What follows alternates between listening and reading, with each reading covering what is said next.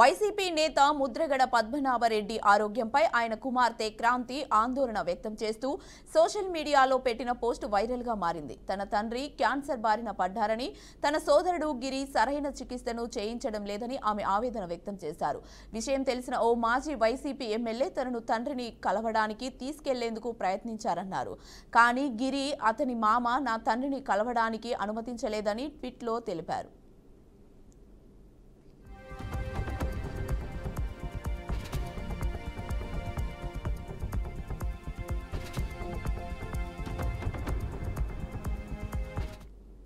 గిరి అతని బంధువులు ముద్రగడను బంధించి ఒంటరిగా ఉంచుతున్నారని తెలిపింది. ఎవరూ సంప్రదించడానికి, మాట్లాడడానికి అనుమతించడం లేదని ఆరోపించారు. ఇది దారుణమని, ఇంత మాత్రం సహించే విషయం కాదని క్రాంతి స్పష్టం చేశారు. రాజకీయ కారణాల కోసం ఇలా చేస్తున్నట్లయితే వదిలిపెట్టనని సోదరుడు గిరికి క్రాంతి హెచ్చరించారు. తన తండ్రి మెరుగైన వైద్యం పొందడానికి అర్హుడని స్పష్టం చేశారు.